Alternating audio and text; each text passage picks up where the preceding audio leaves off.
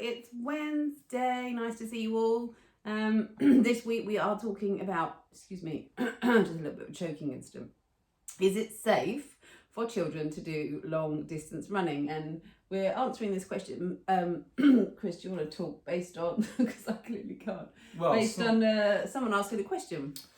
I've had this question asked a few times, and it was to do with should kids be running long distances? And by kids, we're talking around obviously the ages of, I'd say up to the ages of 12, 13, but as young as 5 or 6. The reason why I've asked the question is that there are some kids who genuinely need to move a lot, like to run long distances. And some people, or some onlookers and parents will think, oh, is that safe? And so we're just here to talk about whether or not it's safe isn't the right word. Safe is not the right word. It's whether or not it's sensible, whether there's a benefit, and then some of the physiology was what happened behind that. Some of the downsides as well. And we're going to talk a little bit as well today about, maybe if your child could do with running a bit more for perhaps a sport that they enjoy, ways to encourage that, things that Chris does, I know, in Run Club. And also maybe if your child is lacking in coordination, and maybe is a bit nervous about running. I know as a child I really struggle with long distance running. Clearly I'm struggling with talking as well this evening. So things that you could do to help. Sorry, I do apologise. So what we are talking about is... Hi Tracy, hi Karen. There's a kind of a newish phenomenon happening. You've forgotten the news. Oh, news! News! Sorry, news. Straight into it. I know, you've gone straight in. You've forgotten the preamble. Not like you, Chris. Not like you at all. Right. So what's been happening this week? Right, the news. You did something, didn't you? I did my golf marathon on Monday. That was 4 rounds of golf and did it in 12 hours. Woo. Fastest round was an hour and 52 minutes. And yeah, it was fine. I mean, what spurred me on, what helped me was round 3, someone joined me and he drove the buggy, and therefore I could have my porridge and my breakfast and my coffee. That was at round 3 you had your breakfast, was it? Yeah, Okay. yeah, round 3. The 2 rounds pretty much empty. And round 3, and then thanks, Karen. And then in the car park at the end of round 3, there was one of the old boys. He said to me, "Oh, did you go past us earlier?" I went, yeah. And I couldn't help it. I said, "Yeah, I was round 3 of 4." And he said, "You what? Round 3 of 4? You're mad." And well, it's for Prostate Cancer UK. And he went, "Oh," I said, what would you, and this is what you get, what'd you play off? I said, I was 7 or 8. And they said, "Well, you'd be lucky if you get under 20 over par on the last round. You'd be lucky." Was he doing this? Was he playing bagpipes? Yes, yeah, he does. Was. Okay. "You'll be lucky." And then all of a sudden, kind of the competitive eyes kicked in, and I said, right, so I managed to do the last round 12 over. Well done. So I was thinking about that. Well done. That guy who was... Old guy with the bagpipes. Oh, yeah. Anyway. Well done. But yeah, all good for good charity. And yeah, raising awareness for prostate cancer because it affects 1 in 8 men, 1 in 4 black men, and even more so if you have family history, which I do. And yeah, it's a conversation starter. I mean, people don't really care about prostate cancer, but when you talk about the golf, they go, "Oh, what's that for?" "Oh, yeah, okay, yeah." So it's a way in for many men. Well done, Chris. You've raised nearly £800, haven't you, as well, Yes, which is fantastic. So thanks for everyone that's donated. Thank you really very much. Appreciate that. And what else has been happening in Fit School news? We've had a few more classes in the hall, and big news. Last night, Pilates Cat was back. You didn't know what I was going to say then, did you? No, You were slightly I scared. knew. Pilates Cat came back to the hall in Epping, so that was very exciting. She came chuntering up, trying to get in the hall, trying to keep her out. So that was very exciting to see Pilates Cat. And and then other than that, it's just been a bit busy, isn't it? A lot's going on. Yeah. We've got school stuff going on. Tennis is on. That's been very exciting. So we've been following Radicano, which has been very interesting and actually kind of ties into what we're talking about today. Yes, good segue. Doesn't it? Because yes, it does. What she explained about her breathing difficulties in that last match was that there's more to elite sport than fitness. Because actually you can't, until you've been playing, obviously because I played at Wimbledon, You can continue. Until you play at that level, I'm assuming, you cannot have experienced the physiological effect of that kind of pressure Yeah. on your body, on your nervous system. And add to that, I think what people haven't really commented on is the fact that she's obviously they've mentioned she's 18, Yeah.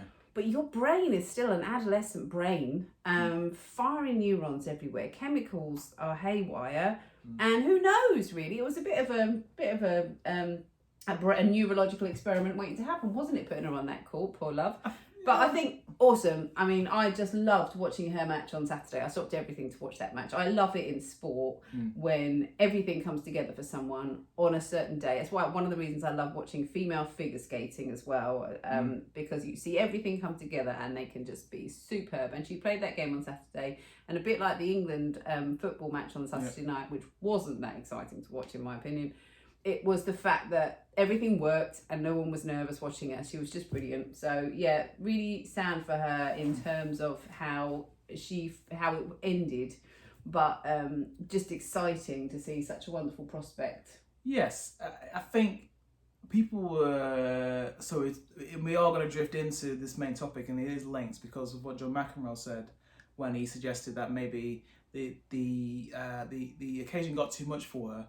And some people really jumped all over his comments. And I think it depends on whether people are seeing this from the point of view as he's been there before and he's been in that situation himself, or whether it's just, as Judy Murray said, it's a middle-aged man trying to assume what a teenage girl is thinking. And I think if you don't see the nuance between this, then you're never going to hear what he actually said. And what he said is absolutely true, because it deals with what we're dealing today. Now, we might think that someone who is 18 and between 18 and 20, 22, 23, they're at the physical peak, the peak of their development. But as Karen said, not mentally. Physically they are, but not mentally. And the two don't line up until, in girls it's a bit younger, boys it's a bit older. So you're looking at late 20s. And I think a really good example, we've got to wait for it here, is if you think back, girls watching, to, your first breakup. With a partner at around that age, the world was ending, or your first major disappointment of something in your life. Obviously, the value of getting older and doing that more times is that you think, all right, this is happening again. This is how my body's reacting. This is what I need to do to get over it. Move on. And I just think, it's you could call that experience, but I thought what was really interesting and sad for her was the fact that it was such a physical reaction. And I can relate to things that have happened in my life, probably about the same age, and I can remember how intense they felt, and they still haunt me now in my brain. But when you think about it, if I'd have been 40 and those things had happened, I wouldn't have had anywhere near the same reaction. So, but we need to not forget. I think, but going back to the John McEnroe thing, where we disagree, sort of agree to disagree, is the fact that I think John McEnroe made those comments before he actually knew what was wrong with her. We didn't know what was wrong with her at that point, that he made the comments. And that's why, whilst he was right in the end, I think at the time that he made the comments, he was speaking out of turn. Yeah, I know, Tracy. It is Tracy, you're right. It's... So Karen and I, we healthily... You need to read out what Tracy said, because not everyone will So see Tracy has said two questions, actually, two comments, and we'll come back to the first one, because that's really important. The pressure on the body is massive, not enough this is covered, and that's absolutely true. But she also said people are always making issues where there are none, which is what I believe, and the pressure did get to her, and it happens to adults as well. Remember Jana Novotná, she got through the game, but then she broke down. Now, this is absolutely true. Now, my perspective on this was looking at this from, elite athletes' perspectives, and there's a condition known as it's gold medal depression. When someone wins a gold medal at the Olympics, they feel they've hit the pinnacle, but then there's nothing actually there. What they thought they were going to get isn't there, and they actually have a real down, a real depression, because it's not giving them what they want. And we can't view sport as the same metric as other forms of life and athletes as well. And just because we see someone who's 18 playing well, in our brains you think, oh, maybe you can get to the quarterfinals, semi-finals and finals. But what we don't realise is that there's a lot that goes into getting that person to that standard. And what I think John McEnroe knew, which others didn't, was that he's been there and most likely made lots of mistakes. And actually, we said, watching her, I said, she doesn't look right. She does not look right. She doesn't look very well. She didn't look like she had... No, she looked pale, actually. No. And my concern would be, if it was a coach, I would say, you're not quite ready for this yet. Let's just take it easy. I think that's probably what happened in the locker room afterwards. Yeah, I would have held it back and said, listen, you're not quite ready for this. We can just do a small tournament. This is a success. You've got some great exposure. You've beaten a couple of top 20, top 30 athletes. Yeah, amazing. It's great. Pushing her further would have been detrimental to her for the long term, and getting her to this point now is as great as what we could have hoped for. So I think it's a great success story. She's done well. It's not a story in my eyes because, as she said, even though some say John McEnroe shouldn't have assumed, well, if he's right, it wasn't assumption, was it? If he was right. He still could have been wrong. Anyway, But he wasn't wrong. Okay. That's the thing, he wasn't wrong. Okay. If a car's coming around the corner and you wait, and a car comes around the corner, it's there. It's, you know. Let's move on. Well, it may not have been there. Let's move on. Okay, let's go for it. I don't think it's as bad as everyone was making it. No, it's I not don't at all. agree with that. No, it's not. But And Judy Murray saying, Judy. a middle-aged man shouldn't be telling a teenage girl what she should and shouldn't think. Well, what about teenage boys as well? Because I'll tell you something.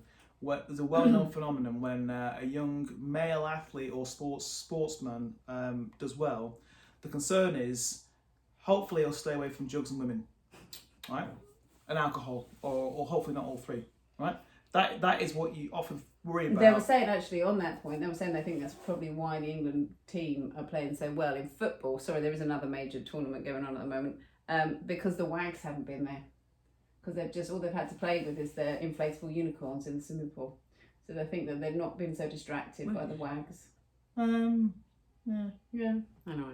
Right, shall we move on to the topic of discussion? Yes, for the so day? Tracy's first point was about the pressure on the body. I'm assuming for young athletes and young sportsmen and women, and it's absolutely true because it comes back to what we were talking about earlier. So this particular parent was asking me about the newish phenomenon of junior park runs.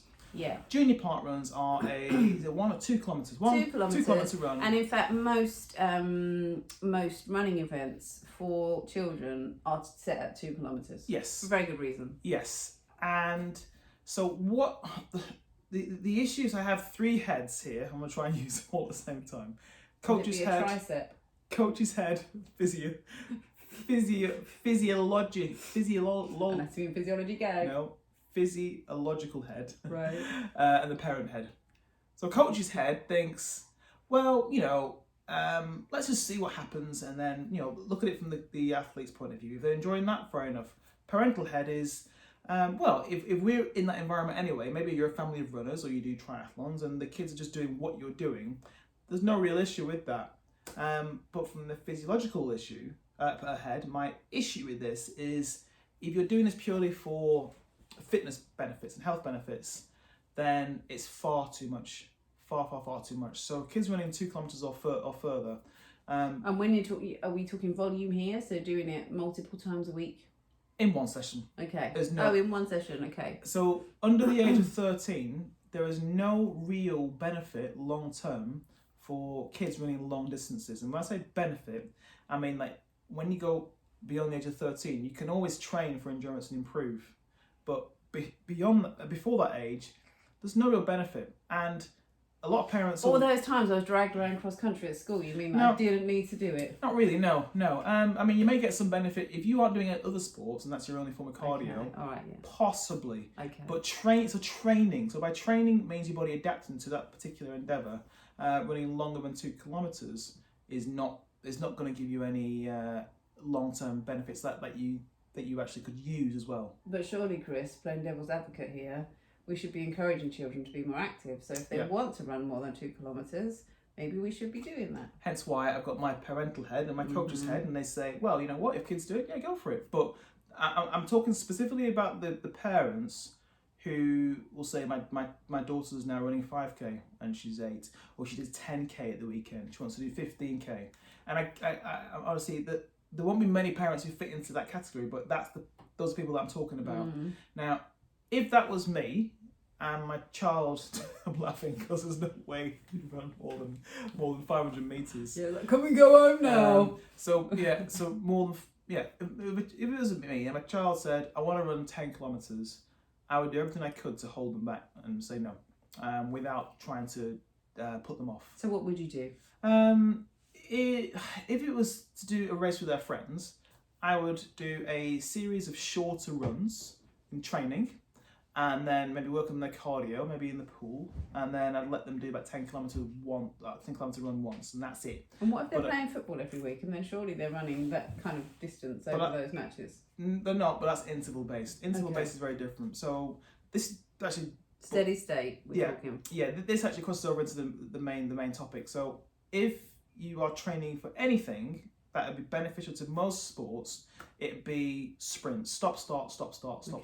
And that has something to do with the child's cardiovascular system as well, doesn't it, and how they can cope? It's also to do with the muscle fibre recruitment and muscle fibre development. Whoa, so there's quite a lot of big words in the last 20 seconds. So we've got 10 minutes. We've got muscle fibres, fast twitch, slow twitch. You've got two fast and one two fast and two slow and one slow.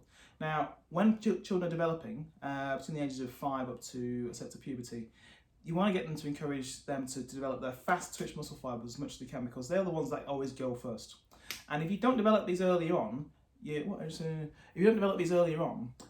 harder to develop them later. It's harder. Okay, so you develop your fast twitch muscles early because they're the ones that go. It's harder. You can always come back and develop your slow twitch fibres, because actually to be good at running, very good at running, you might find that you've got physiological benefits or advantages, such as a higher proportion of slow twitch muscle fibres anyway in your muscles. Okay, so fast twitch muscles, sprinting. Slow twitch muscles, endurance. Yeah. So what we're basically saying is that whilst you'll still be developing those endurance slow twitch muscles by doing longer distances, what you're not doing is nurturing and developing the fast twitch muscles. Correct. And if your child is keen on sports and athletics and running, and you want to give them the best chance in life, then really you want to encourage them and nurture those fast twitch muscle fibers. So the sprinting work, the interval training, the fast shuttle runs at that stage to have a long-term benefit.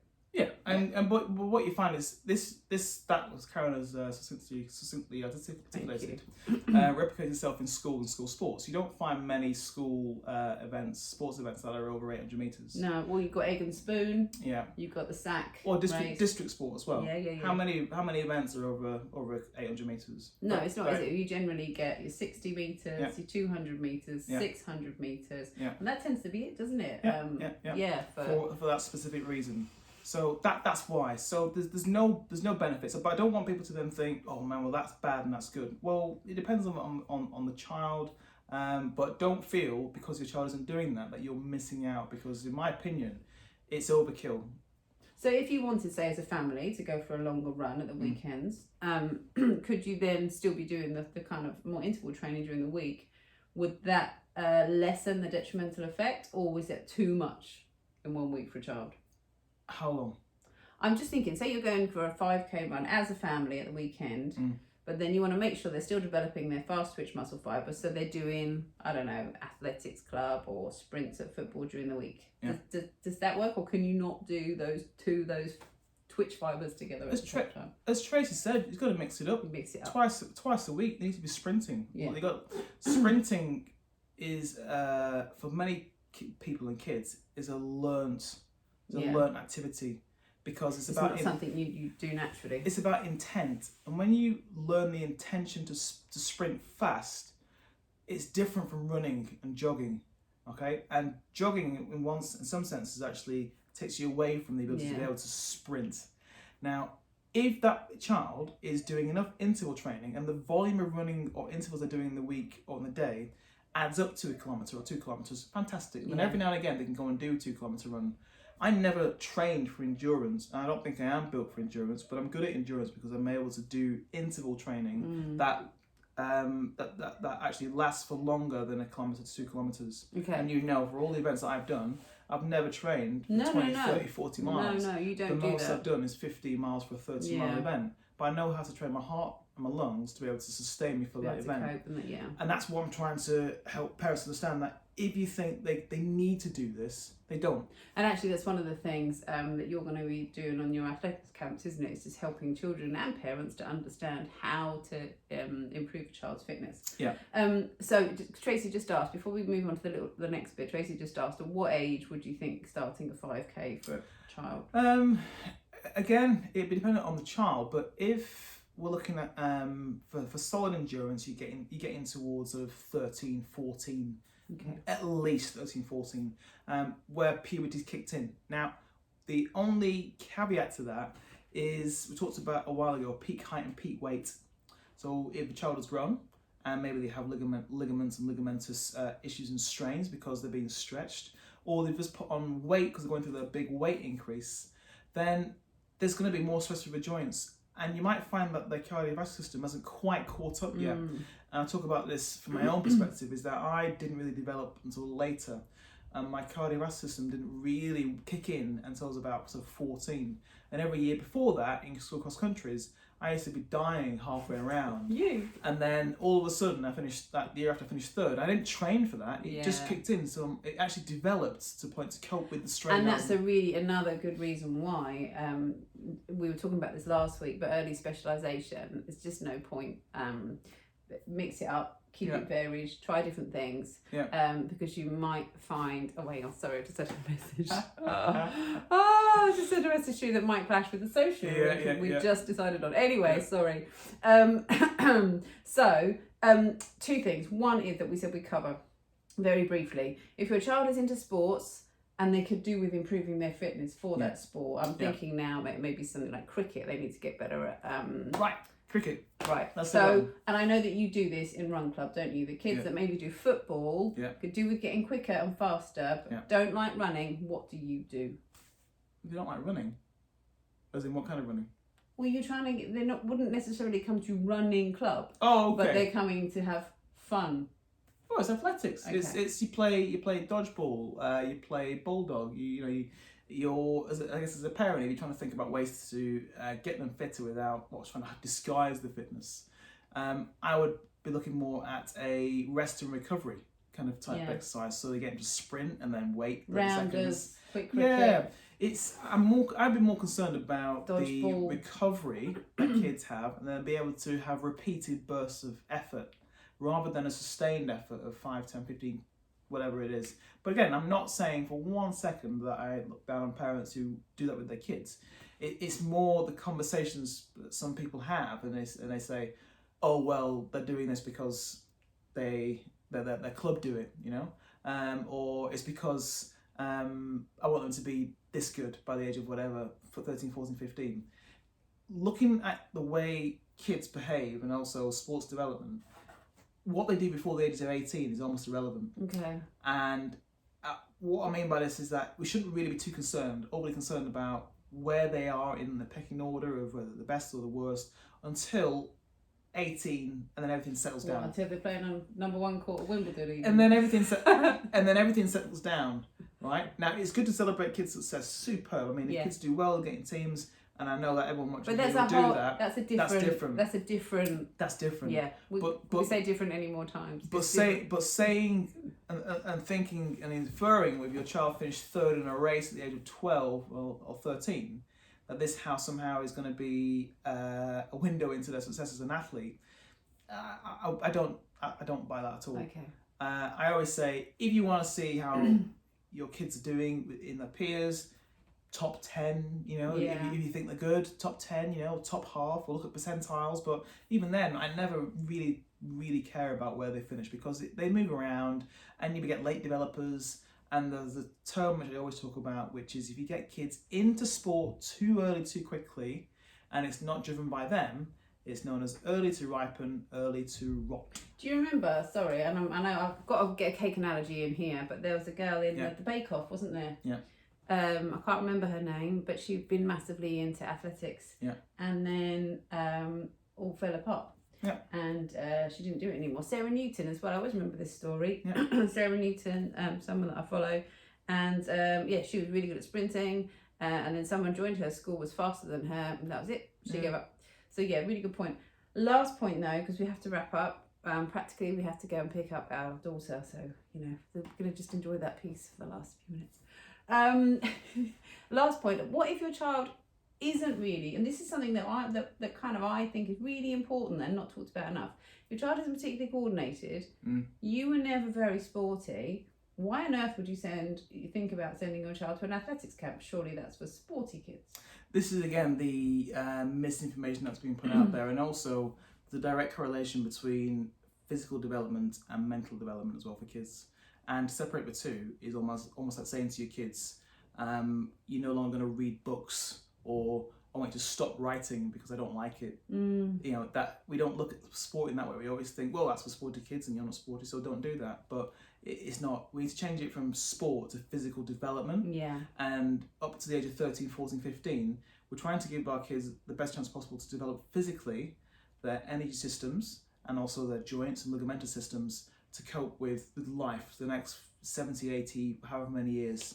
Rather than just, yes, Tracy, rather than just that sort of athletics. Now, in our email we sent out, Tracy, we'll mention that actually, even though it's learning athletics, because some kids do want to learn athletics, we're also encouraging the ones who think athletics, you know, green kryptonite. I would never have gone to an athletics club with my children, and had I not been married to you, because it's just not my my thing that I would go to. No, I know. So we're trying to. So hopefully in the email, we're trying to encourage people to understand that yes, you're learning athletics. So some watch it and think, yeah, I want to throw the javelin, but at the same time, it's not to get on television. It's to develop physically, and this is what should be done in schools anyway. I think if athletics we had the budget. is running, jumping, throwing, and learning how to develop.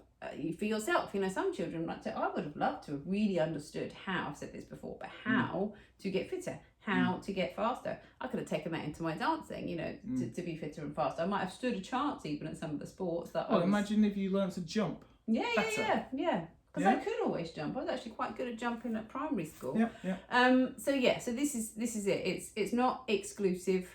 I'm pretty sure you all know how we feel about grassroots sports and really encouraging children to be active. And I was not that, you know, I danced. I wasn't a sporty child. I couldn't see where the ball was. Couldn't throw, still can't really, or catching.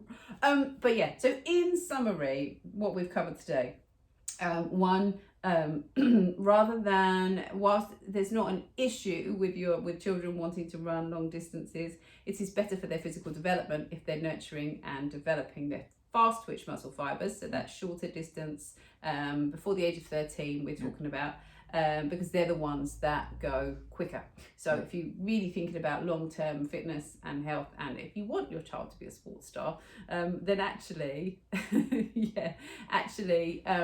those fast twitch, those shuttle runs, the interval training, so stuff that they'll be doing in kind of school games. We talked about bulldog, we talked about dodgeball, we talked about football.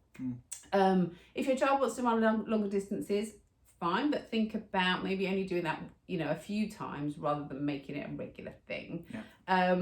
When would be a good time to start doing those longer distances?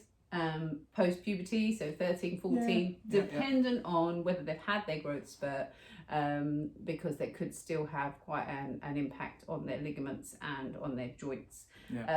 If your child wants to get fitter for a sport, again, think about that those fast twitch muscle fibers. So rounders, quick cricket, those kind of games that you could play together as a family, or like chasing around the garden with a hose, you know. You need a big garden for what I'm thinking. Okay. Not our garden. Well, we managed to play cricket with balloons, water balloons. You know, wet sponges. It's great. So long as you're ready to get involved. I'm digressing. If your child you don't think your child is particularly coordinated or wouldn't be classed themselves as sporty, doesn't matter. You're actually talking about physical development. We're not talking about sport. So athletics camp isn't about athletics camp like athletes for jocks. It's actually about going and helping your sports and your physical development, run, jump, throw, and fitness, so that you stand a chance in terms of just helping your musculature, your ligaments, your joints as you get older. And physical development. Because the big issue is when kids hit secondary school, the gap widens because you're in we've got one group of kids who are playing a lot of sport because they recognise as being sporty, so they play more sport and they develop. And then you have kids who aren't playing as much sport and they don't develop. And it's similar to the book analogy. So it's almost as if you have kids who go to secondary school and they say, right, who reads a lot? You read a lot. Okay, you can carry on reading. Do you read a lot? Okay, you'll just read once a week. There'll be uproar if that happened. We think, well, no, they need And as it's much help completely the as the opposite other at kids. school, isn't it? You Yep. get your weekly readers, you get your twice weekly readers, you get your Yep. daily readers. Yeah. But yeah, unfortunately, we don't have similar. So what we try and do, you know, from parent heads, what we try and do for our children is just encourage them to do lots of different things through the week. So yes, we're running around here, there and everywhere, taking them to different clubs. And yes, there is a cost to that, but it's what we've decided to do for their physical development and for their health, because they don't do enough at school. I would love that they did, but they don't. So that's us for today. We're going to share this on Instagram. We will pop it onto YouTube. We'll share it with our mailing list with just a little bit more information actually in our mailing list. So if you want to get that, if you don't get our emails, just click on the link in our bio and we'll be there. If you're watching this on YouTube, I'm looking at the other camera now. Okay, If you're watching this on YouTube, pop us a comment below. I'm gonna put the link to join our mailing list below. But yeah, get in touch, ask us questions. This is a topic that we love. You can tell, can't you? It's good. And we'll be back next week, probably with something in a complete pivot. Oh, and if you are local, actually, I should say that if you're local to Epping, Harlow, Bishop Stortford, Chris is doing athletics camps all over the summer at Mark Hall in Harlow, at Mark Hall Sports Centre in Harlow. So you can be doing those on Sunday mornings, 2 different age groups. So 5 to 7 and 8 to 11, right? Yeah. Okay, that's us. We need to go and pick up the noisy one, don't we? Okay. See you all soon. Thank you for joining Take us. care. Bye. Bye-bye.